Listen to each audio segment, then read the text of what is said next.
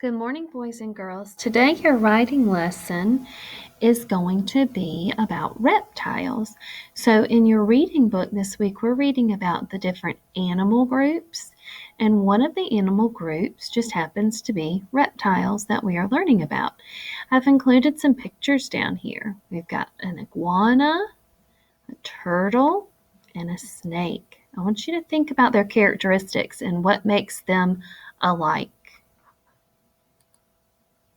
Before we move on, I want us to review what we know about writing a paragraph. I've given you my picture of my hamburger again because I like you to think about your top bun and your bottom bun. They're very important because we know we need an opening sentence, like the top part of our hamburger, and we need a closing sentence, the bottom bun of our hamburger, or our writing is going to fall apart, just like our hamburger would fall apart without those two things. And then we know in the middle of our writing, we have our really good details, which tell about what we're writing about. Just like in the middle of our hamburger, we have all of the special things that make it good. Maybe the cheese, the hamburger patty, the lettuce, the tomatoes. When you're writing your paragraph, I want you to remember to stay on topic.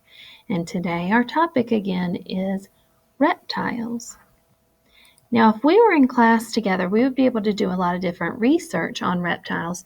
You have done a little bit of research on your own already because you have listened to Miss Chapman read you the story about animal groups today in your reading book. And so you've probably already heard a little bit of information about reptiles.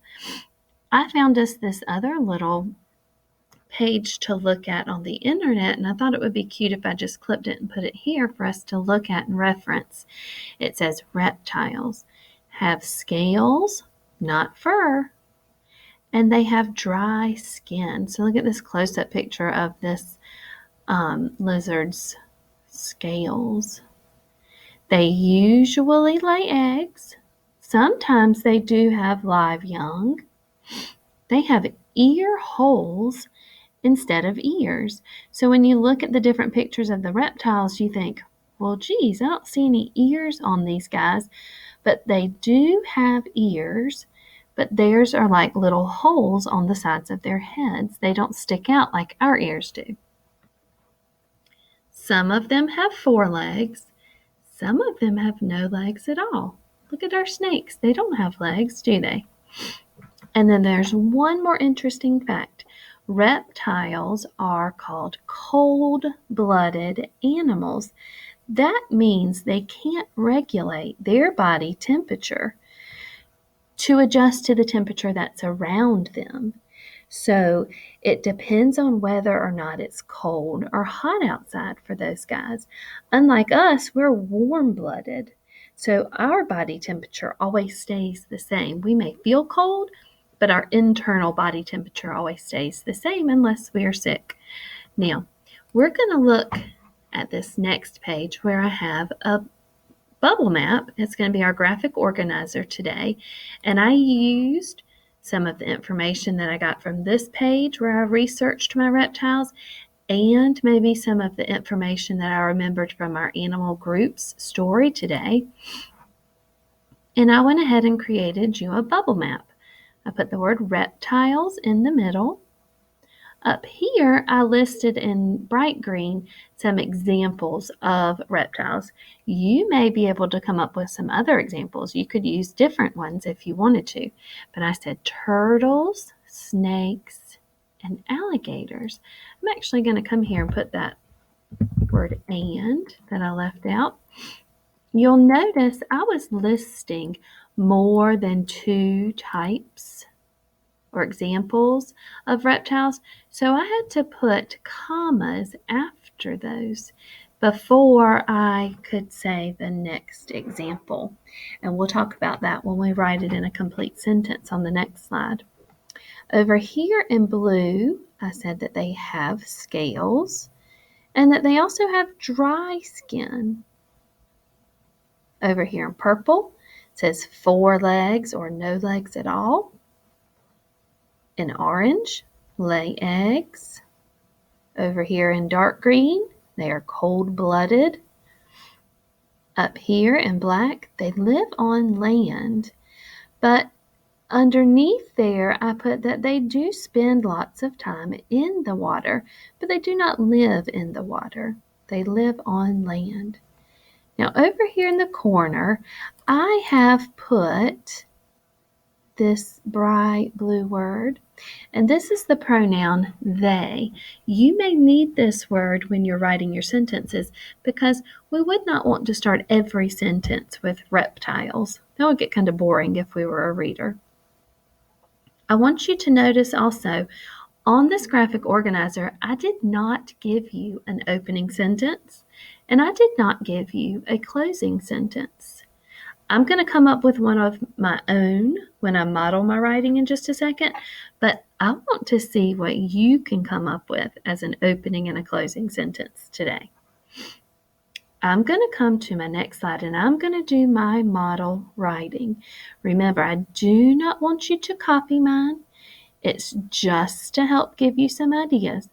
When you go to do your writing, I want you to go back to the video and pause it on this slide so you can see your graphic organizer, so it will help you while you're doing your own writing. So I'm going to come over here and I'm going to think of a really good opening sentence. Let me think. I might say, reptiles are interesting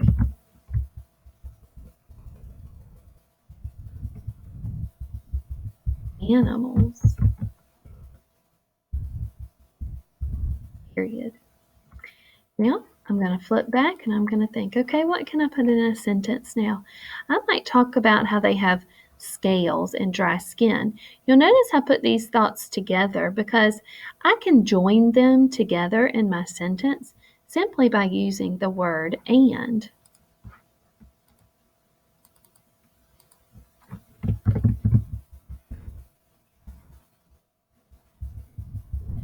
Reptiles have scales and, there's my joining word, dry skin, period. I'm going to start my next sentence with the word they because I've started both of my other two sentences using the word reptiles, so I don't want to sound like I'm repeating myself.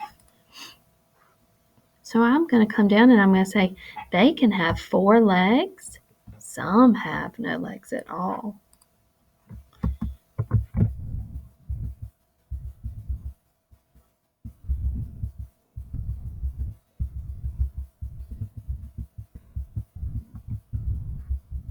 Period. Now, I remembered another fact. I could flip back to my page if I needed to, but I remembered that reptiles lay eggs. Guess what? I'm going to ask a question in the middle of my writing.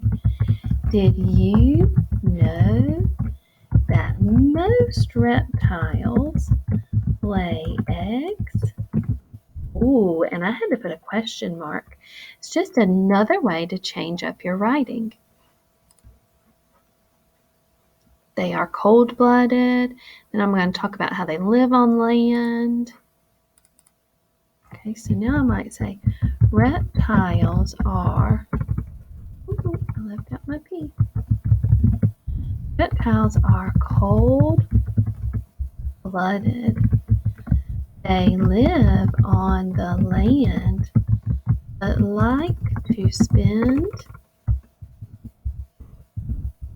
time in the water. Now, I know some good examples of reptiles, so I'm going to put that in my last detailing sentence. I might say alligators, comma, turtles, comma, and snakes are reptiles. Whoop. Period. Now, I'm going to give my bottom bun to my hamburger, my closing sentence on my paragraph. And I'm going to say, do you think reptiles interesting? Question mark. Now let me go back and read my writing and see how it sounds. Because I'm not finished when I finish writing. I have to check for capitals. I have to check for punctuation marks. I need to make sure that my sentence has all of the words that I want it to have. And then I need to make sure that it sounds right. Reptiles are interesting animals. Reptiles have scales and dry skin. They can have 4 legs or no legs at all. Did you know that most reptiles lay eggs? Oh, that was my good question, wasn't it? I have a question mark. Reptiles are cold-blooded.